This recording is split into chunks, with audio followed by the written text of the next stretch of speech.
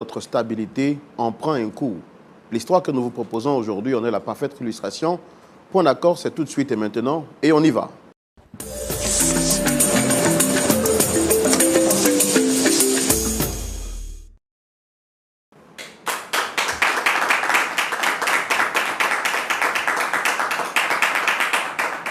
Merci de nous retrouver sur le canal qui vous apporte la vie de Christ chez vous, Lumière du Monde Télévision, a pour vocation de vous servir et de vous partager la vie de Christ chez vous à domicile. Votre émission Point d'accord, en ce jour spécial, vous fait l'honneur et le privilège de découvrir cette nouvelle histoire. De quoi est-ce qu'il s'agit? Je vous invite à rester fidèle jusqu'à la fin de cette émission.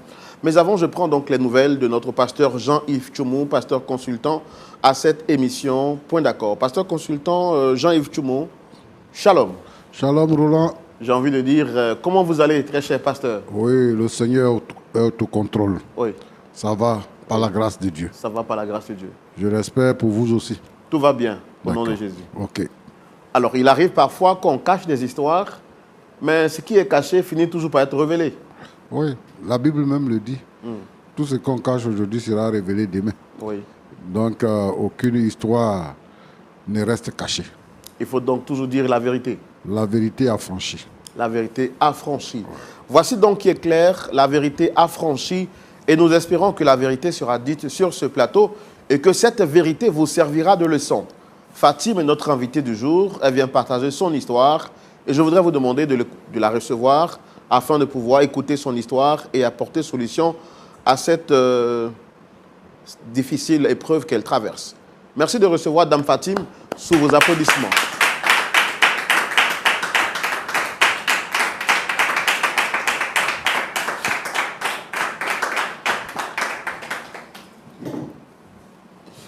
Shalom, frère Roland. Shalom, Dame Fatim. Vous allez bien? Ça va, on fait avec. On fait avec. On est convaincu que, ou on espère qu'avant que vous ne partiez d'ici, tout ira pour le mieux. C'est mon dernier recours. C'est votre dernier recours. Ouais, alors, dites-moi, qui c'est qui vous a recommandé l'émission? J'étais en train de scroller sur les réseaux et puis j'ai vu l'émission. Vraiment. D'accord, calmez-vous. Je comprends que ce ne soit pas facile pour vous, mais déjà calmez-vous. On finira par trouver une solution. Alors, dites-moi, quelle est la personne que vous souhaitez rencontrer sur ce plateau et pourquoi? Mon mari. Votre mari. Parce qu'avant d'arriver sur ce plateau, vous avez pris le temps de changer avec lui, discuter avec lui. Il m'a bloqué de partout. Ça fait 3 mois qu'il est parti de la maison. 3 mois, monsieur. 3 mois qu'il est parti. Donc, vous souhaitez le rencontrer ici pour que les choses se règlent? Oui, vraiment. D'accord. Alors, nous, ce qu'on fait quand on reçoit des personnes sur le plateau, c'est qu'on leur donne la possibilité de s'exprimer et de nous dire exactement le problème qui les emmène ici sur ce plateau. Est-ce que vous pouvez nous expliquer ce pourquoi vous êtes ici? Qu'est-ce qu'il y a exactement, le fond de votre histoire? D'abord, je suis Fatim. Je suis pharmacienne. Je suis pharmacienne en tout cas. Donc, monsieur, ce que je peux vous dire là, demandez pardon. Parce que j'ai tellement pas raison. Je peux pas, je sais pas, je peux pas expliquer. Vraiment, j'ai pas raison. Ce que je peux, ce que je veux là, demandez pardon à mon mari pour moi. Pardonnez, j'ai pas raison. Donc, vous souhaitez qu'on fasse le grand déballage en sa présence? C'est mieux. Vraiment, j'ai pas raison. Demandez pardon à mon mari pour moi. Pardonnez. Je souffre. Ça fait 3 mois qu'il est parti. D'accord. Alors, pasteur Tchoumou? Oui, Roland. D'habitude, on écoute la personne qui vient sur ce plateau dans la rubrique Le Grand Déballage avant de recevoir la personne convoquée. Mesdames Fatim a souhaité que le grand déballage se fasse en présence de son invité. Ok. Donc, de manière spéciale, on va y aller tout de suite pour le grand déballage et recevoir également l'invité de Dame Fatim pour les écouter en même temps, de manière simultanée. On y va alors. Ok, nous y allons maintenant pour le grand déballage. Donc, à la demande de Dame Fatim, de manière spéciale et particulière, nous allons recevoir son invité sur ce plateau. Il s'agit de M. Stéphane Seri.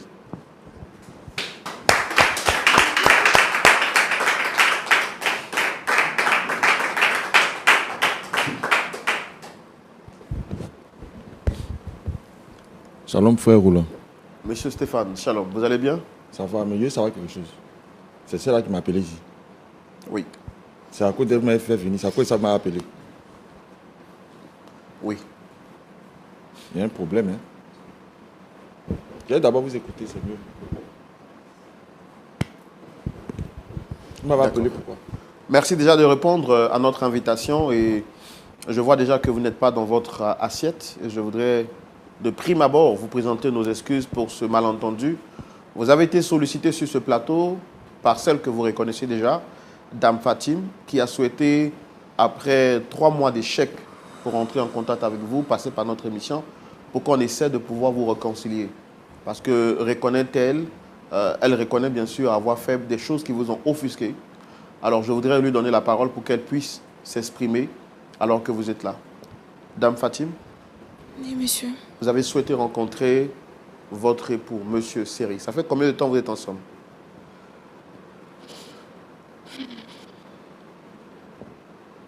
Trois ans maintenant. Ça fait 3 ans. Et vraiment, mon mari, c'est quelqu'un de bien. Quelqu'un de bien, quelqu'un de gentil. Vraiment, il a tout fait pour... Non, tu sais ça. Tu sais que je suis bien. Pardon, papa. Pardon. Faut parler, c'est le monsieur qui parle, c'est pas moi. Monsieur, aidez-moi à lui demander pardon. Alors, je ne sais même pas comment expliquer. Parce que jusque-là, on veut bien demander pardon, mais nous, on veut savoir qu'est-ce qu'il y a. On demande pardon pourquoi. Vous avez pris son argent, vous lui avez manqué de respect, vous avez manqué de respect à votre belle famille, à ses parents. Qu'est-ce qui s'est passé exactement? Alors, je voudrais adresser la parole à monsieur Seri. De manière spéciale, on écoute d'abord l'invité avant de recevoir ou bien celui qu'elle veut recevoir. Mais vous, de manière spécifique ou spéciale, on a tenu à vous recevoir parce qu'elle a demandé à ce que vous soyez là. Après toutes les questions qu'on lui a posées, elle semble ne pas avoir la force de s'exprimer. Frère Roland, il ne faut même pas te fatiguer. Oui, dites-moi, qu'est-ce qui s'est Je passé? vais te dire clairement. Celle qui est assise là. Moi, je suis Stéphane Seri. Je suis informaticien. Un soir, je rentre un peu avec un petit bobo à la tête, donc je passe à la pharmacie. C'est comme ça que je croise la caissière qu'elle est. Elle me plaît bien, donc j'essaie d'échanger avec elle. Mais j'ai du mal à vous entendre, vous pouvez rapprocher les... Elle me plaît bien, donc j'essaie de rentrer en contact avec elle jusqu'à ce que j'ai son contact.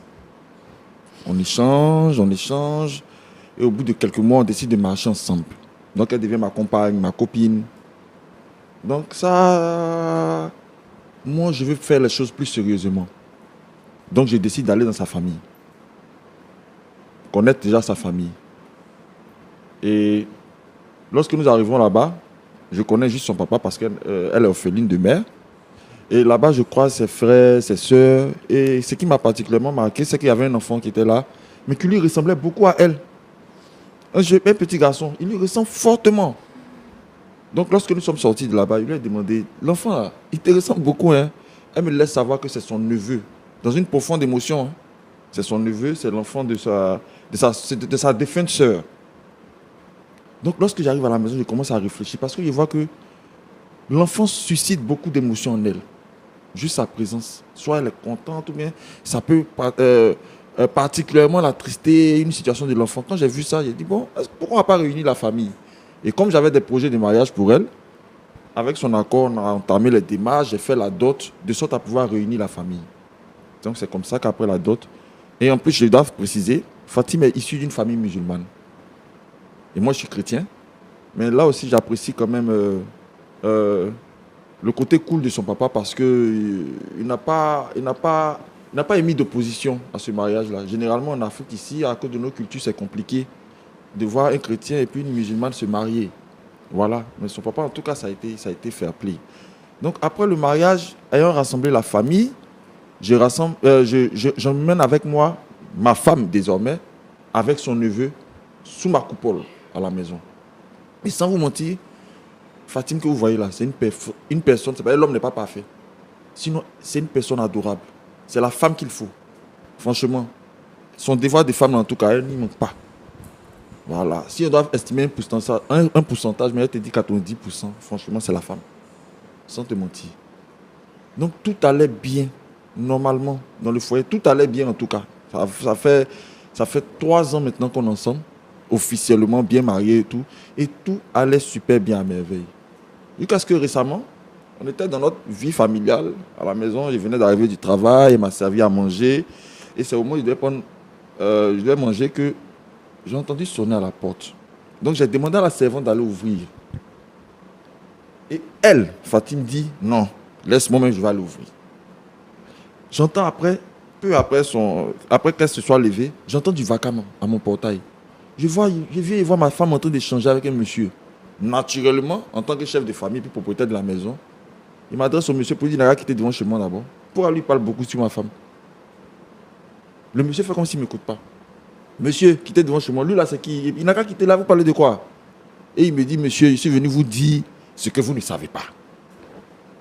Il dit qu'il ne sait pas tout. Il essaie déjà tout. Il faut partir chez toi. Il dit non, lui veut venir me parler forcément. Mais vous voyez ma femme aussi qui insiste. Il faut quitter ici, il faut quitter ici. Je me dis, ah bon, peut-être les deux là, ils se connaissent. Monsieur, il faut rentrer. Jean me dit, c'est qu'il ne sait pas là. Le monsieur entre. Je lui demande ce qu'il y a, pourquoi il tape à mon portail. Et il me dit qu'il est venu chercher son enfant. Dans la maison ici, il n'y a pas 2 enfants. Dans la maison, c'est le neveu de ma femme qui est aujourd'hui mon fils, qui s'appelle Karim là. Le neveu en question qui lui ressemble là. Karim là. C'est lui qui est là. Et c'est mon enfant. C'est mon enfant. Donc quand il me dit qu'il est venu chercher son enfant, il parle de qui? Il dit qu'il est venu chercher Karim. Et que dans le temps, il n'a pas reconnu l'enfant Karim parce que l'enfant et sa maman, il les a abandonnés parce que lui, il n'en avait pas suffisamment les moyens. Mais maintenant, sa situation sociale et financière se sont améliorées. Donc lui, il est venu chercher son enfant. Donc moi, ce qui m'interpelle dans ces propos, c'est que j'ai abandonné la mère et l'enfant. Mais la maman, là, est décédée. Non, il parle de qui? Mon frère, la maman de l'enfant est décédée. Tu parles de qui? Il dit, mais tu parles de... Toi, mais tu parles aussi de quel maman qui est décédée. Voilà la maman de Karim qui est là. Donc, je suis en train de comprendre là. Qu'en fait, depuis tout le temps, on est là. Karim qui est censé être le neveu, là. C'est l'enfant de ma femme. Et ça fait 3 ans qu'on a passé ensemble. Et pendant 3 ans, je n'ai jamais su que je suis en train de vivre avec l'enfant de ma femme. Je pense que je suis en train de vivre avec le neveu de ma femme. Mais là, je me suis senti poignardé, trahi. Je me suis senti vraiment trahi. Parce que ma femme à qui elle fait tout le temps confiance, je viens de vous dire que c'est la femme parfaite. Et puis ça, là, sur 3 ans, elle n'a pas pu me dire pourquoi. Pourquoi sur tout ce temps? Ça m'a tellement énervé. Là, j'ai pris mes bagages, je suis sorti de la maison. Je suis sorti de la maison, je suis allé rester chez mon frère Woody. Il est passé quelques temps là-bas, mais lui aussi, il a commencé à me questionner plusieurs fois. Donc il dit, c'est pas la peine. Je suis allé rester à l'intérieur chez ma cousine un jour. Jusqu'à ce qu'il reçoive un coup de fil qui m'a fait rentrer à Abidjan. Et puis bon, finalement, aujourd'hui, on m'a appelé ici. Donc pour savoir pour tout vous résumer, frère, voilà ce qu'il en est. D'accord, ok. Dame Fatim. Oui, monsieur. Votre enfant, il a quel âge aujourd'hui? L'enfant a 8 ans aujourd'hui. Donc, ce qui voudrait dire que quand vous avez rencontré votre mari, l'enfant avait 5 ans. C'est ça. Pourquoi lui avoir caché cette vérité? Frère Roland, j'ai mes raisons. Avant lui, j'ai eu des prétendants dans la vie qui m'ont laissé juste parce que j'avais un enfant. On a eu même à presque organiser un mariage et à cause de l'enfant, l'homme m'a laissé tomber. Donc pour ne pas gâcher ça encore pour...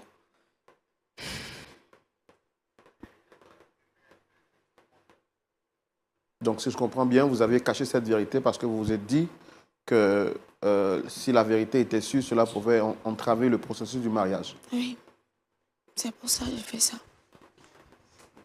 Mais le processus du mariage a été validé finalement. Vous êtes passé à la dot, c'est ça? C'est ça. Alors, quand vous êtes passé à la dot, pourquoi vous ne lui avez pas dit la vérité? Vous aviez toujours peur que ça puisse capoter? C'est ça, j'avais tellement peur. Et puis, on était tellement avancés.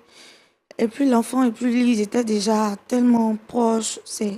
En fait, c'était une famille. Je voulais vraiment pas gâter ça. Je voulais pas le perdre aussi. Donc, c'est tout ça, j'ai regardé et puis j'ai pas voulu lui dire. Quand le désir de votre fiancé ou bien de votre ami d'aller au mariage, quand il a souhaité confirmer ce projet de mariage, avant que vous n'y entrez, est-ce que les membres de votre famille n'étaient pas informés de l'existence de cet enfant?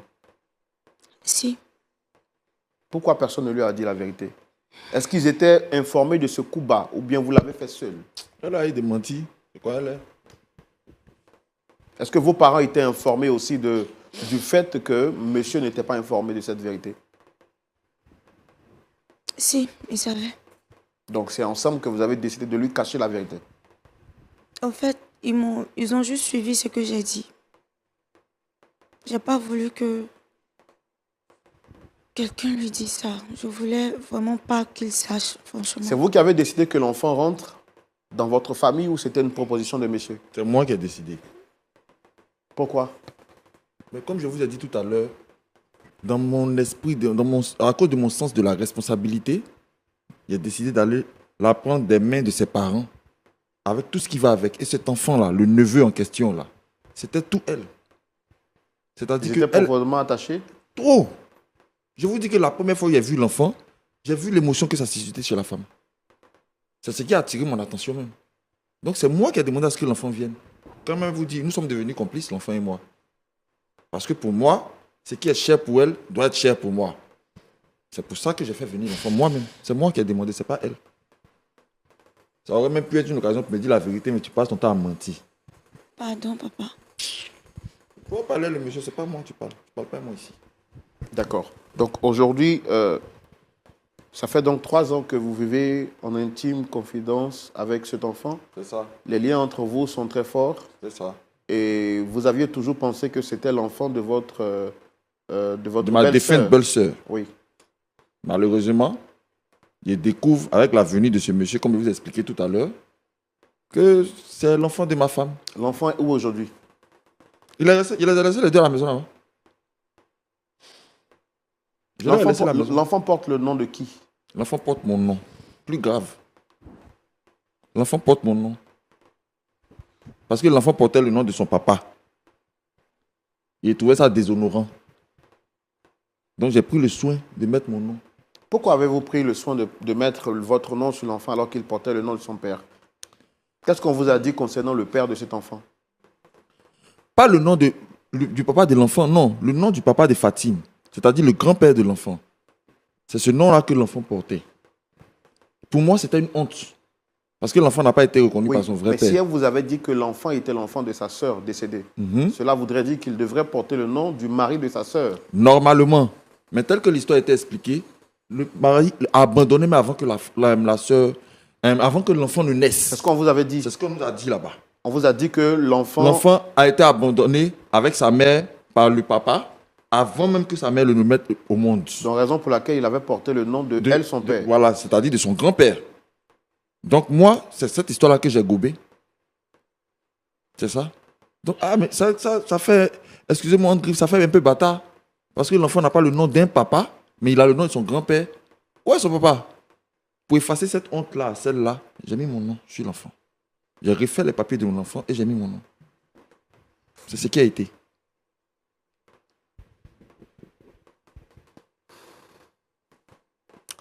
Pasteur Tchoumou. Oui, Roland.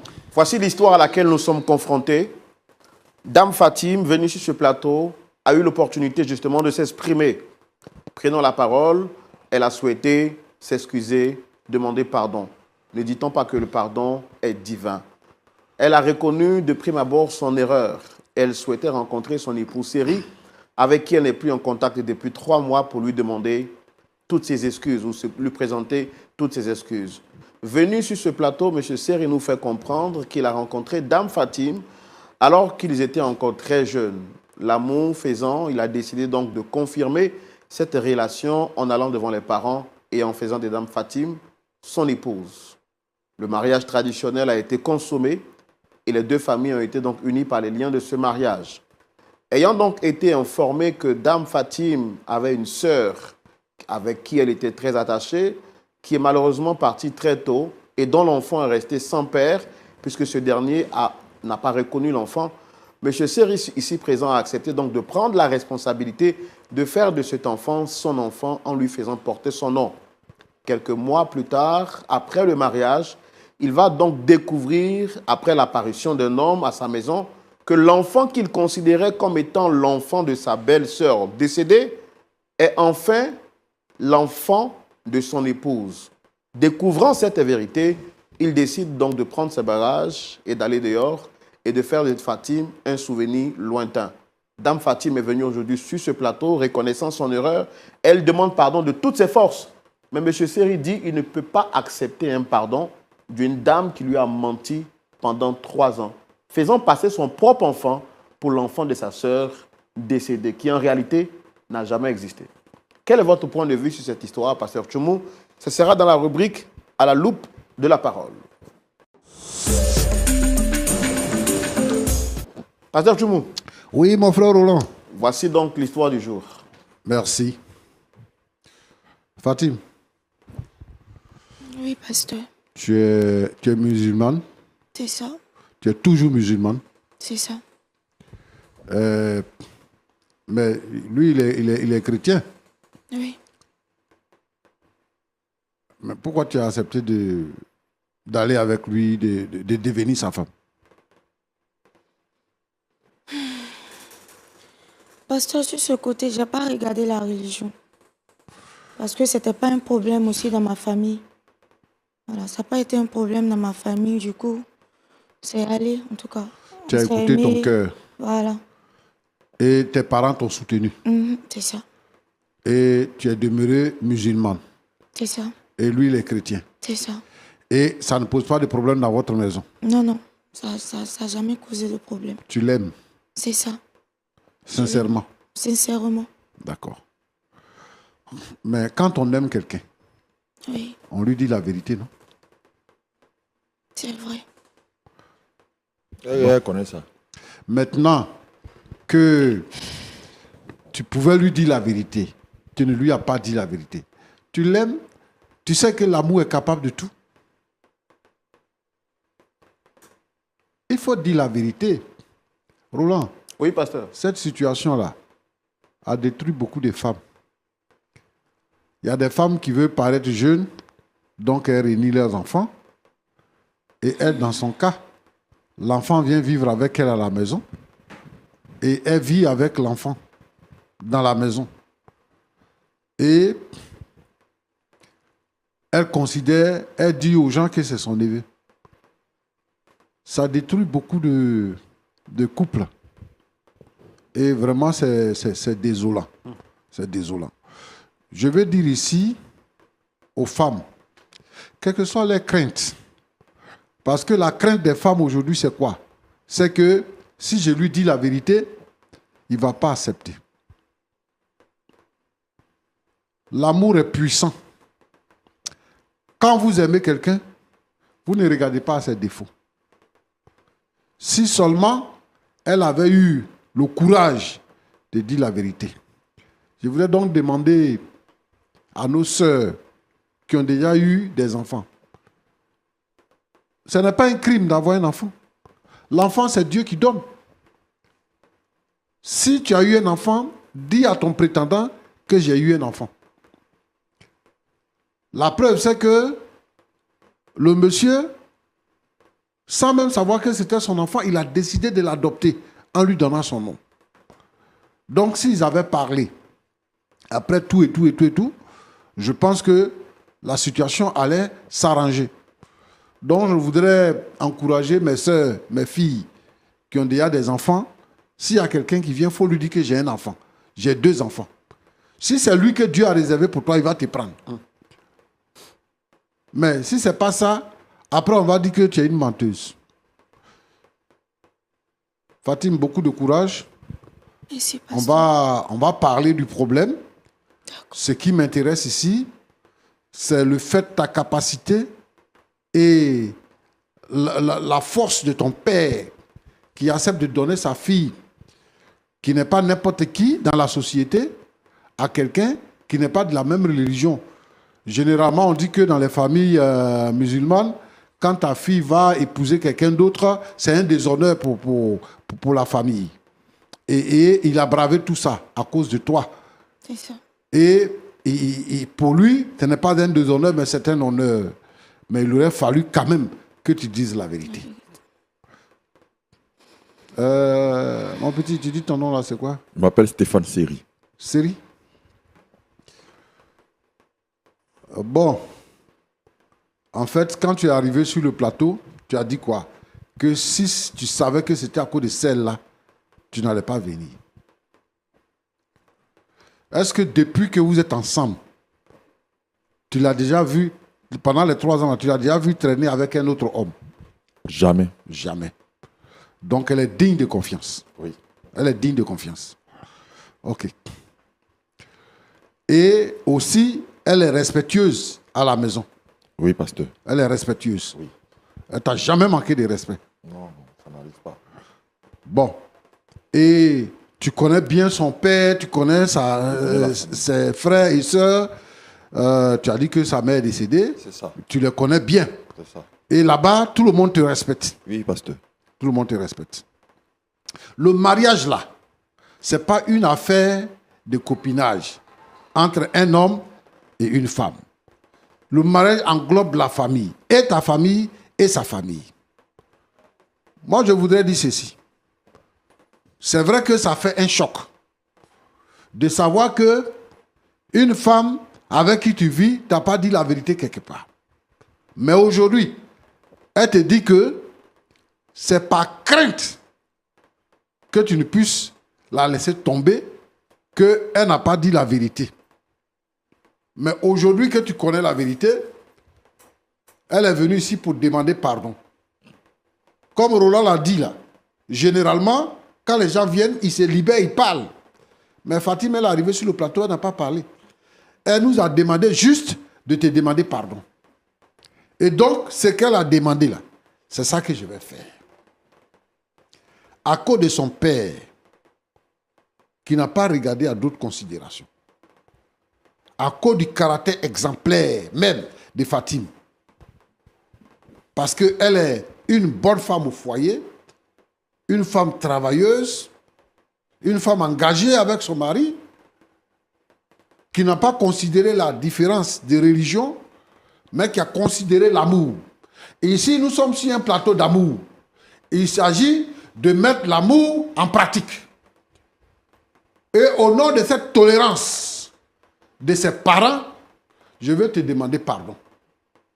Si Fatima est venue avec son enfant, et puis tu la vois traîner avec d'autres hommes, ou bien même si elle avait des relations cachées avec le soi-disant père de son enfant, je comprendrais mieux. Mais aujourd'hui, on peut mettre ça au compte des erreurs.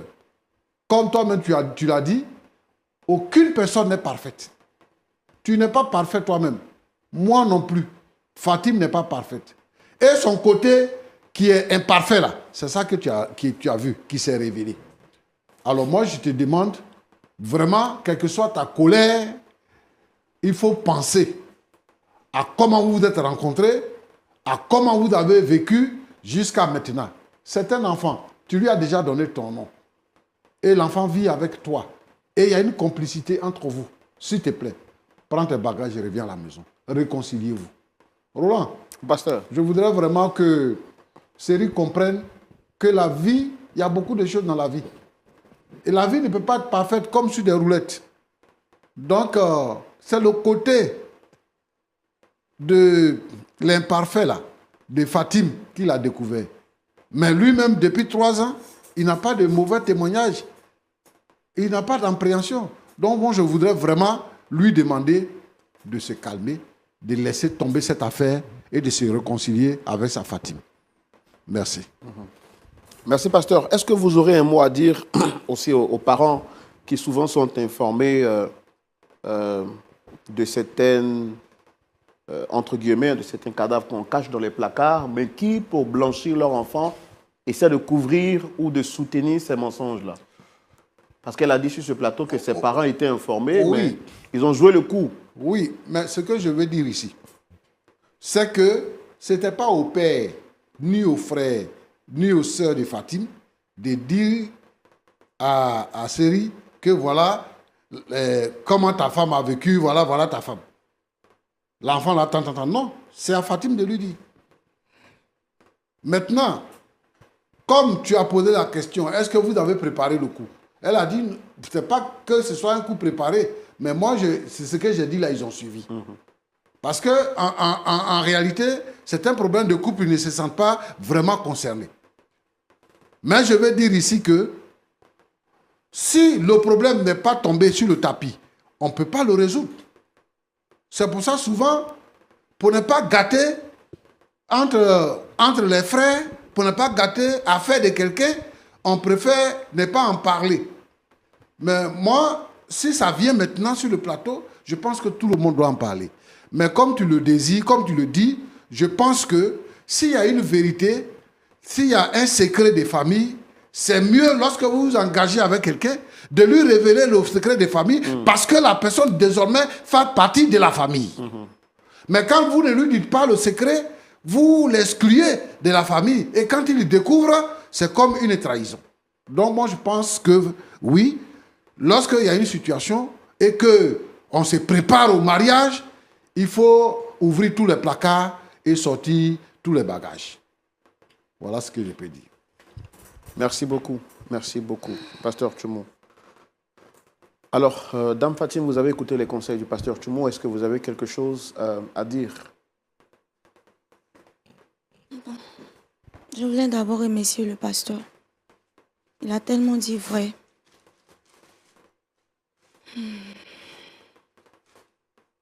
Je regrette vraiment. Je regrette parce que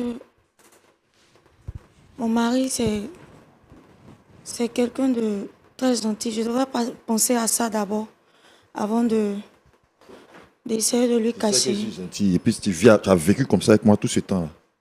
Tu sais que je suis gentil, puis c'est moi tu poignardes. Ça, c'est la seule Ah, chose. bah, mais du coup. Je suis fatigué. Il n'y a pas autre chose que je cache encore. C'est la seule chose. Mon mari, il est tout pour moi. Il a pris toute la place dans ma vie. Si je le perds, vraiment, ça ne m'arrange pas. Ah, chérie, tu vois, on est là. Si tu savais que tu m'as déjà perdu. Pardon, papa. C'est la seule chose. La seule chose que je suis prêt à faire en ce moment, je peux revenir à la maison. Je garde l'enfant avec moi. L'enfant, là, c'est mon enfant. Voilà. Cette alchimie qui a été créée entre nous, là, que Dieu a permis. Qu'en est-il du père de l'enfant qui Il ne réclame fait rien, l'enfant? lui. Il va régler ça tout avec sa concubine. Moi, je ne parle pas de lui. Pardon, L'enfant, c'est papa. mon enfant. Donc, je le garde avec moi. Si elle le souhaite, hein, parce que c'est son enfant là-bas, mais moi, il est devenu mon fils. Il est devenu mon fils. Donc, je vais le garder. C'est ce qu'il peut faire. Mais moi, s'il retourne à la maison que tu es dedans, il doit revenir à la maison que tu es dans la maison, je ne vais pas revenir là-bas. Pardon, papa. Non. Le pasteur t'a parlé. Je me sens suffisamment trahi pour venir encore m'asseoir dans la même situation. Il ne peut pas faire ça. S'il te plaît. Non. L'enfant, je le garde. Si tu veux le voir, tu peux venir. Il peut venir chez toi. Mais contact entre toi et moi, il ne veut pas. Ce que le pasteur a dit, j'ai Pardon. compris. Mais oui, je suis assis là. Il ne Pardon. veut pas entendre ça. Pardon, tu as raison, pardon. Monsieur Roland, aide-moi.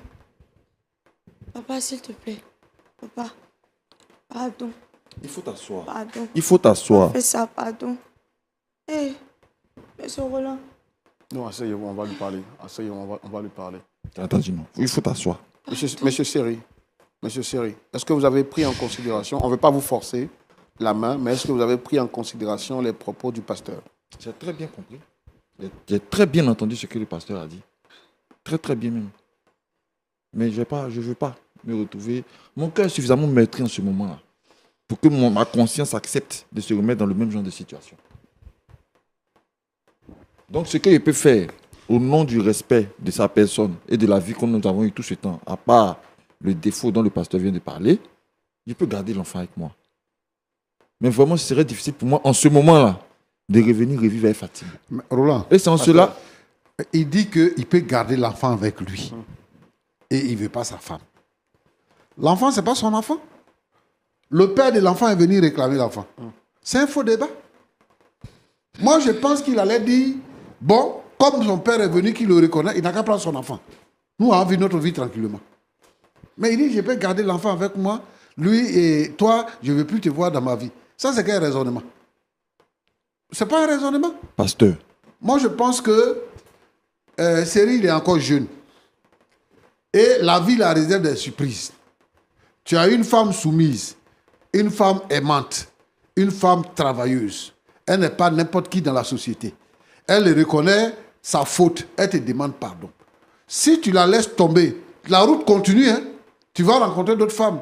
Tu ne sais pas ce qui t'attend devant. C'est pour tout ça là que quand on te demande pardon, il faut accepter. Parce qu'on ne sait pas ce qui sera fait demain. Aujourd'hui, là, si on te dit pardon, il faut comprendre, il faut accepter. Moi, c'est ce que je peux lui dire, c'est ma dernière parole. Vraiment, il n'a qu'à comprendre ça. Est-ce que vous avez d'autres choses que vous reprochez à Fatim en dehors de ce fait-là? Non, rien. Qu'est-ce qui vous empêche donc de lui accorder le pardon? Oh, la douleur, je vais appeler ça comme ça. Parce qu'il me sent vraiment trahi en ce moment. Peut-être à la longue, ça peut passer. Mais là, séance tenante, comme je vous dis. Mais pourquoi même, par exemple, le pasteur aussi n'interpréterait pas le fait de garder l'enfant comme une manière de laisser une porte ouverte à ma femme? Parce qu'effectivement, c'est incohérent de garder l'enfant de quelqu'un et puis de laisser la femme aller avec lui. Mais ma femme doit comprendre ma démarche. Je suis fâché en ce moment. Je suis très fâché, j'ai très mal. Parce que ça ne se fait pas de vivre avec quelqu'un pendant 3 ans. Et puis, cacher une information aussi capitale pour notre couple, pour notre foyer. C'est notre vie que nous faisons. Ce n'est pas du copinage, comme le pasteur a dit. Donc, quand, dans une situation aussi sérieuse, tu peux avoir une telle attitude, ça peut provoquer ce genre de réaction. Et en ce moment, étant très blessé, je n'ai pas envie. Je n'ai pas lui faire du mal si elle reste à côté d'elle. C'est par sagesse, mais que je vais m'éloigner d'elle. Et puis, c'est peut-être pour préserver l'amour que j'avais eu pour elle ou encore que j'ai pour elle, l'amour que nous avons eu, que peut-être je garde l'enfant. Donc, vous n'excluez pas le fait de lui accorder le pardon dans les jours prochains? Ça, c'est pas exclu. Ça, je suis d'accord avec cette manière de voir les choses. Par contre, en ce moment, je ne peux pas accepter de pardon venant d'elle. C'est pas même que je refuse le pardon du pasteur qui vient de parler. Non. Mais en ce moment, le pardon n'est même pas acceptable parce que je n'ai pas encore fini d'évacuer cette situation assez difficile. D'accord, c'est bien compris. Pasteur Tchoumou, M. Seri dit qu'il a bien compris vos sages conseils et qu'il pense que le temps fera son travail. Et il se dit que le fait d'accepter de prendre l'enfant, c'est peut-être une opportunité qu'il donne à la mère de l'enfant, qui est son épouse, et il souhaiterait avoir le temps. Nous savons que la prière peut aider à guérir les cœurs brisés, comme dit Ésaïe chapitre 61. Est-ce qu'on peut prier pour eux? Mais au-delà, toutes ces familles qui traversent des situations pareilles, afin que Dieu les aide à se réconcilier. Prions. Seigneur notre Dieu, nous te demandons d'avoir un regard favorable sur Seri, ton enfant, et Fatim. Aujourd'hui, ils sont dos à dos. Alors que, Seigneur, on peut considérer leur amour comme un amour parfait, une vie de couple mixte, mais qui s'entend parfaitement bien et qui ont vécu leur amour. Nul n'était cette situation-là. Et cette situation-là, on peut la retrouver dans plusieurs familles. Et ces familles-là peuvent se briser pour cela. C'est lui-même appelle ça une information capitale. Je veux, Seigneur, te demander d'agir afin que leur cœur se rapproche et qu'ils se réconcilient. Et toutes les familles brisées pour cette raison-là, que, Seigneur notre Dieu, tu les rapproches également. Et qu'on puisse connaître la faute de quelqu'un, voir la faute de quelqu'un et lui pardonner. Seigneur, tu as dit de pardonner à ceux qui nous offensent. La religion, la vie chrétienne est bâtie sur le pardon. Je veux, Seigneur notre Dieu, que de façon particulière, que le Saint-Esprit touche le cœur de Seri et qu'il fasse marche arrière. Bénis ce couple, Seigneur, et bénis les autres couples en difficulté au nom de Jésus-Christ. Amen. Amen. Merci, Pasteur Tchoumou. Merci également à nos invités du jour. Et nous n'oublions pas de dire merci aux téléspectateurs et téléspectatrices que vous êtes nombreux à travers le monde. Merci d'avoir suivi ce numéro. C'est ici donc qu'il s'achève. Et nous espérons que vous avez tiré de bonnes leçons de cette histoire qui vous a été proposée de la part de Dame Fatim et son époux Seri. Dites-moi, si vous étiez à la place de Fatim, pour préserver votre mariage, est-ce que vous auriez accepté de faire perdurer un mensonge, sachant que la vérité finit toujours par triompher du mensonge? Et si vous étiez à la place de M. Seri, qui après 3 ans a été donc mis loin de la vérité et qui finit donc par découvrir cette vérité, accepteriez-vous d'accorder le pardon, sachant que vous auriez pu ne pas savoir cette vérité? Alors, la réponse à ces deux questions pourra donc justifier que le dialogue se poursuive chez vous. Nous voulons connaître également vos points de vue pour ceux qui regardent l'émission en commentaire sur Facebook ou YouTube. Que Dieu vous bénisse, portez-vous bien et rendez-vous la semaine prochaine, même heure, pour votre émission. Shalom chez vous et que Dieu vous garde. Au revoir.